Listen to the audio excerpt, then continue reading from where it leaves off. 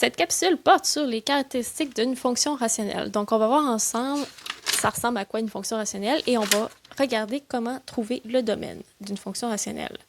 Donc, par définition, une fonction rationnelle, ça correspond à P de x sur Q de x. Donc, dans le fond, ça signifie que c'est un polynôme sur un autre polynôme. Je vous ai mis 4 exemples de fonctions rationnelles. Donc, ici, on remarque pour la première qu'on a une asymptote verticale et une asymptote horizontale. Pour la deuxième, on remarque qu'on n'a pas d'asymptote verticale, mais on a une asymptote horizontale, donc pour la fonction 3x plus 1 sur x carré plus 1. Puis cette asymptote horizontale, la fonction la croise à un moment donné. Donc ça, c'est les premières observations. Pour les deux autres fonctions, on remarque qu'on a deux asymptotes verticales maintenant et une asymptote oblique. Et finalement, pour la dernière fonction, ça ressemble plus à une droite, mais il y a un point vide. Donc, c'est quoi les observations qu'on peut faire des fonctions rationnelles? Dans le fond, il y a beaucoup de choses qui peuvent arriver. On peut avoir une asymptote horizontale. On peut également avoir plusieurs asymptotes verticales ou on peut avoir également des points vides.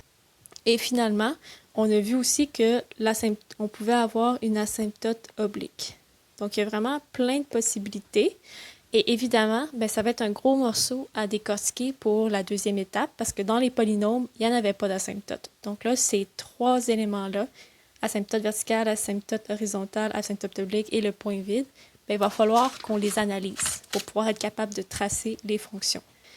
Pour tracer une fonction, la première chose, c'est qu'il faut qu'on soit capable de trouver le domaine. Donc, je vous rappelle que le domaine, c'est l'ensemble des valeurs de x pour lesquelles la fonction est définie.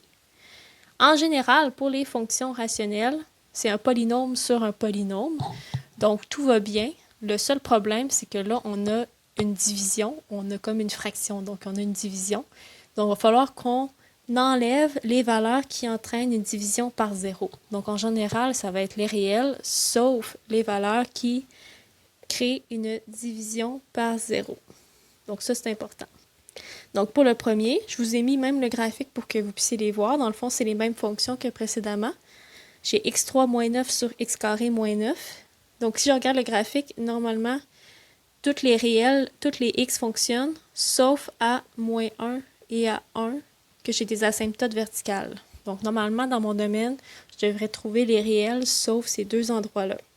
On a des polynômes, tout va bien, sauf qu'on a une division. Fait qu'on a la division par 0 à gérer. Donc, on va regarder à quel moment x2 moins 1 donne 0. Bon, là, ici, ça se fait quand même assez bien, mais prenez tout de suite l'habitude de factoriser. Toujours plus facile quand on factorise par après, là, de trouver les zéros. Donc, j'ai une différence de carré, x moins 1, x plus 1, et on a deux possibilités. Soit c'est la première parenthèse qui donne 0, ou c'est la deuxième parenthèse qui donne 0. Et on trouve nos deux cas, donc x égale à 1 ou x égale moins 1. Et étonnamment, c'est pas très étonnant, en fait, c'est les deux endroits où est-ce qu'on avait des asymptotes verticales. Pour la deuxième fonction, on l'a regardé aussi à la page précédente. Donc, dans le fond, ici, normalement, notre domaine, c'est les réels parce que j'ai toutes les valeurs de x fonctionnent. Donc, il n'y a pas d'asymptote verticale, puis non plus, on n'a pas de point vide. Donc, on va regarder. On a quand même une division par 0 à vérifier. Donc, je regarde quand est-ce que mon dénominateur donne 0, parce que c'est à ce moment-là qu'il va y avoir une division par 0. Là, ici, on a une addition, une somme de carrés. On ne peut pas factoriser. On peut peut-être essayer de l'isoler. Et là, tout de suite, il y en a qui peuvent le voir.